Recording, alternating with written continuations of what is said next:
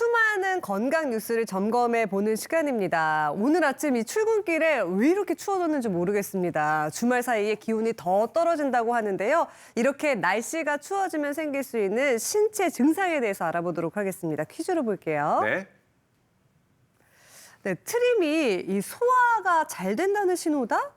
아니면 질병의 증상일 수 있다? 트림이 질병의 증상일 수가 있나요? 저는 이제 소화가 잘 되면 꺽 하고 나오는 게 트림이라고 생각했는데 그러게요. 이게 또 뭐 자주 한다고 좋은 건 아닌가 보네요, 교수님. 몇 번 정도 하루에 트림을 하세요? 하루에요. 네, 저 보통 한 2끼 먹으니까 2번? 2번 정도. 네. 그 정도 아닐까요? 이게 정말 오해가 많은 부분이어서 꼭 말씀을 드리는데요. 네. 정상인들도 트림을 할 수 있습니다. 근데 횟수가 지나치게 많아질 경우에는 비정상적인 거고요. 일반적으로 식사를 할 때 들이마시는 공기가 들어왔을 때 그 공기를 다시 뱉어내는 것이 트림이고요. 정상적으로는 하루에 20번 이내로 하게 됩니다. 근데 질환을 갖고 계신 분들의 경우에는 훨씬 더 많은 횟수의 트림을 하고요. 혹은 트림에서 냄새가 난다든지 트림을 할 때 신물이 올라온다든지 하는 식의 다른 증상이 동반될 경우에는 굉장히 위험한 증상일 수 있기 때문에 특히 3개월 이상 지속되는 경우에는 꼭 병원에서 진료를 받으시는 게 좋겠습니다. 네, 보통 트림을 잘 안 한다고 생각을 했는데 하루에 20에서 30회면 굉장히 많은데요. 그렇다면 트림을 하는 이유는 뭔지 하나씩 확인해 보도록 하겠습니다. 네. 왜 내가 트림을 많이 할까요? 첫 번째 이유는 빨리 먹는 식습관 때문이군요. 이게 일반적으로는 저희가 공기를 사실 먹는다라는 걸 잘 이해를 못 하실 텐데요.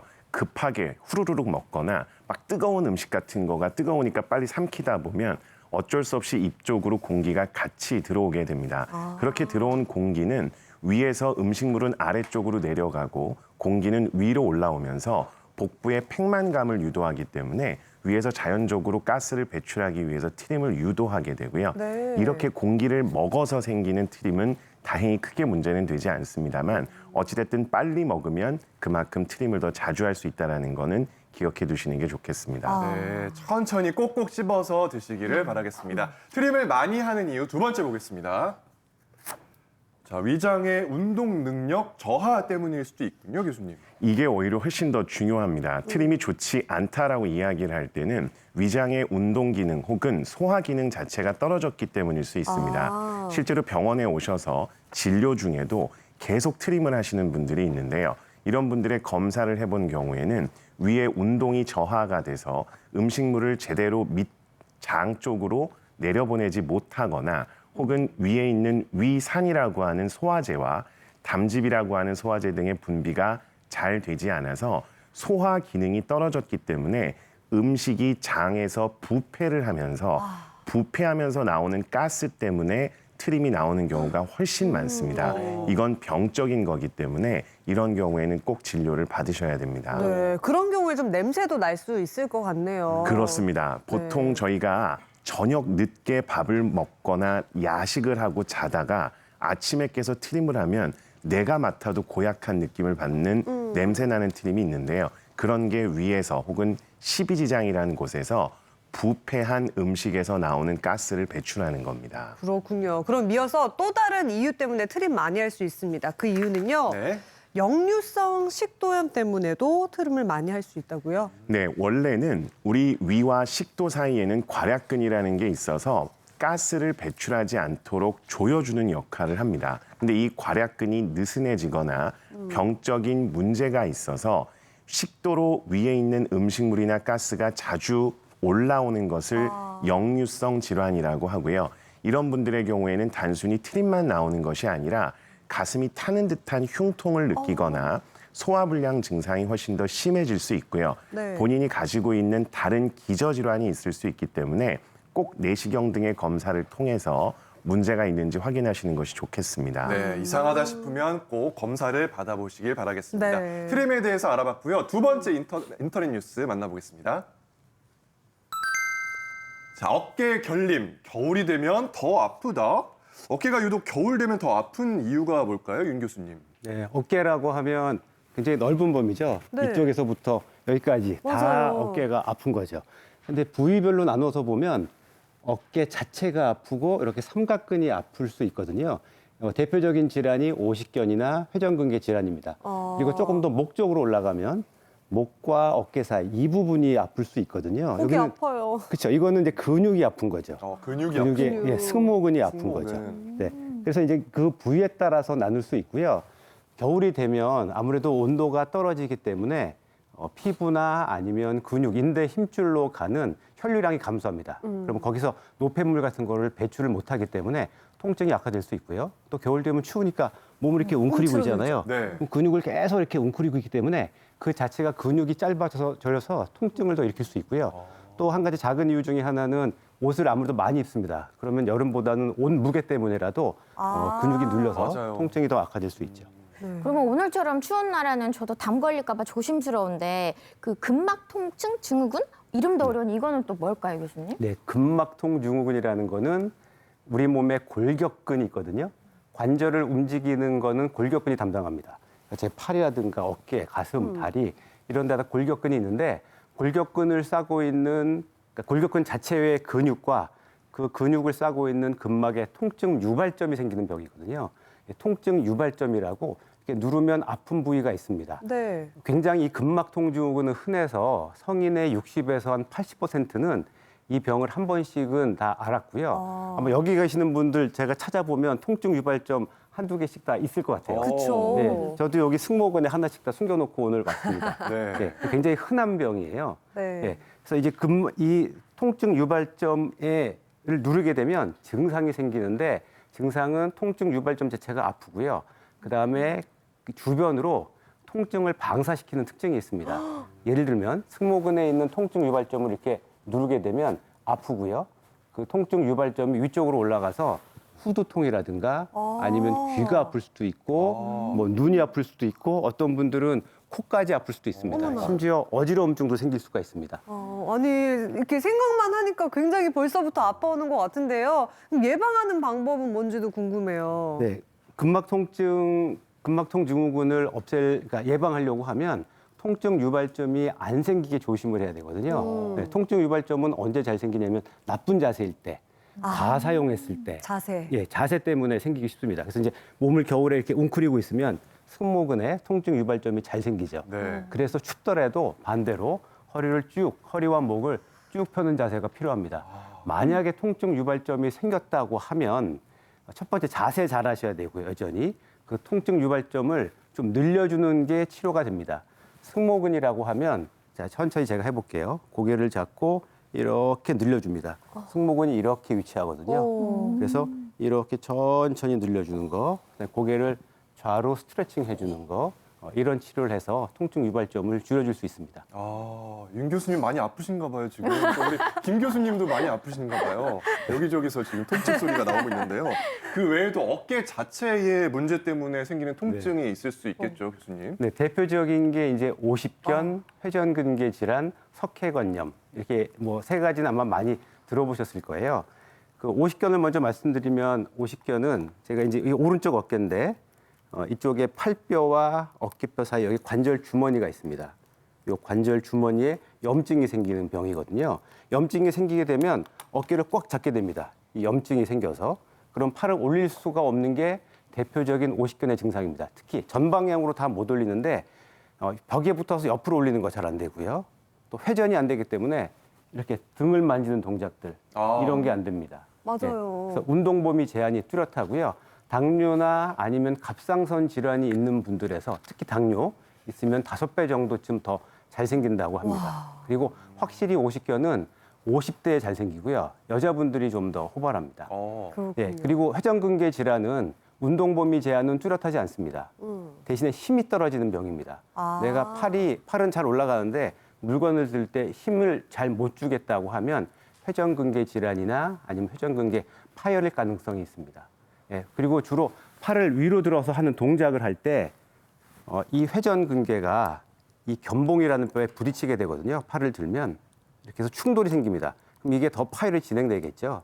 그래서 이 팔을 들어서 하는 동작을 하면 이 회전근개 질환이 생기기 쉽기 때문에 팔을 들어서 반복 동작하는 게 좋지 않습니다. 그다음에 석회관염이 또 흔한데 석회관염은 이 회전근개 중에 이 안에 석회가 쌓이는 병이거든요. 이 석회가 쌓이게 되면 대부분은 무증상입니다. 증상이 없습니다. 다행히. 근데 언제 증상이 생기냐면 이 석회가 생겼다가 녹을 때가 있어요. 보통 일반적인 어깨 질환은 아프긴 하지만 응급실에 올 정도가 아닌데 이 석회가 녹게 되면 염증을 확 일으킵니다. 그래서 응급실에 오셔야 될 정도로 통증이 심한 질환이라고 하면 이 석회권염일 가능성이 높습니다. 네, 이렇게 교수님 말씀 들어봤는데요. 확실히 춥게 되다 보니까 이렇게 움츠리게 되고 어깨 통증도 굉장히 심해지고 또 그래서인지 소화도 잘 안 되고 얹힌 것 같은 기분이 들 때가 많습니다. 그래서 이러한 고민 운동을 통해서 시원하게 해결해 드리도록 하겠습니다. 임선미 요가 전문가 앞으로 모시도록 하겠습니다. 네. 어깨 통증 위험군 중에 40, 50대 이상 여성분들이 계시더라고요. 이 방송 보시면서 꼭 따라해 주셨으면 좋겠습니다. 안녕하세요. 네, 안녕하세요. 네, 복부의 수축과 자극을 통해 소화 불량을 완화시키는 동작을 배워보겠습니다. 먼저 의자에 앉아서 시작을 하실 거예요. 네. 양손으로 의자를 잡으신 상태에서 오른 무릎을 가슴으로 당기고 그리고 다시 놓고 반대쪽 무릎을 당겨줍니다. 이렇게 반복해 주시면서 복부를 수축해 주시면 되세요. 네. 그래서 제자리 걷기를 의자에 앉아서 계속 20회 정도 진행해 주시면 됩니다. 이 자세만으로도 소화가 잘 되는 건가요? 네, 복부를 계속 강화시키고 허벅지에 힘을 주기 때문에 우리가 앉아서도 유무산소를 같이 병행하면서 하실 수 있으세요. 그럼 많이 올리는 게 좋은 건가요, 선생님? 그렇진 않습니다. 그러니까 자극이 복부에 살짝만 오셔도 충분히 내가 소화의 기능에 도움을 줄 수 있습니다. 우리가 복근 운동할 때 막 이렇게 하는 게 있거든요. 맞아요. 이거랑은 또 다른 거죠. 맞아. 네, 요거는 좀 다른데 네. 너무 강하게 하면 허리 디스크가 있는 분들한테는 또 허리에 무리가 될 수 있습니다. 그래서 하나씩 놓고 어르신들한테 천천히 하시는 게 더 중요합니다. 네. 네, 다음은 두 다리를 골반 넓이 2배 정도로 벌리고 진행을 하실 건데요. 두 팔을 연 상태에서 오른손을 왼쪽 발등에 터치. 오른손을 왼쪽 발끝에. 네. 그리고 다시 올라와서 반대쪽으로 터치. 네. 반대로. 네. 선생님, 저처럼 잘 안 되는 분들은 어떻게 해요? 네, 손을 정강이나 무릎을 터치하셔도 괜찮아요. 발끝 내쉬면 아니어도 괜찮군요. 네, 마시면서 올라오고 반대쪽으로 터치. 우리 3번 더 가보실까요? 네. 마시면서 올라오고 내쉬면서 터치. 후. 선생님 이거는 왜 소화가 잘 되는지 알겠어요. 간을 약간 짜주는 느낌이에요. 네, 맞습니다. 네. 복부를 쥐어짜면서 장기 마사지 효과가 있고요. 그러면서 소화 기능에 도움을 주죠. 네, 한 번만 더 해볼까요? 선생님 같이 하고. 배고파요. 벌써 다 소화됐어요? 네, 아주 잘하셨습니다. 네, 다음은 어깨 결림에 좋은 동작을 알려드릴 건데요. 가슴 열림과 또 상체 주변의 근육을 이완할 수 있는 동작을 알려드릴게요. 네. 자리에 일어나서 두 다리는 골반 넓이 11자로 벌려준 상태, 두 팔은 어깨 넓이만큼 벌려진 상태에서 엄지손가락을 하늘 방향으로 따봉 네. 그려주실 거예요.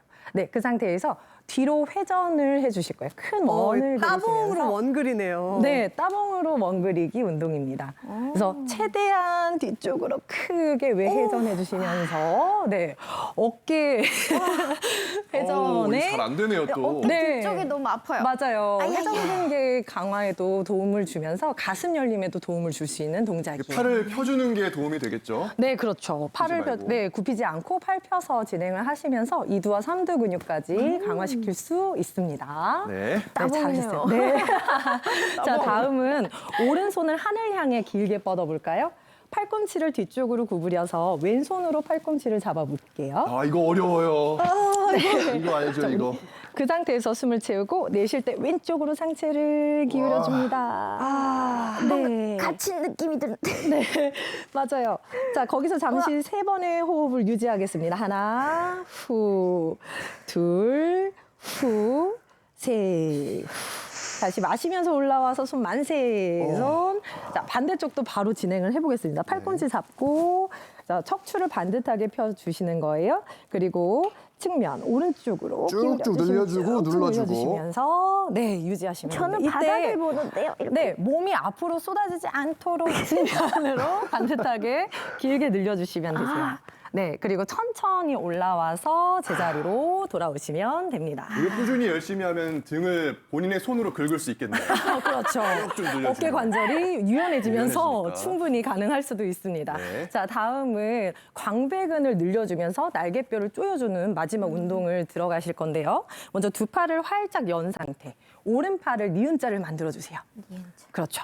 자, 오른손으로 왼팔을 쓸어주면서 팔 손끝까지 밀어주시는 거예요. 네, 이때 등을 살짝 뒤로 빼보실까요? 네. 그리고 다시 마시면서 팔꿈치 니은자.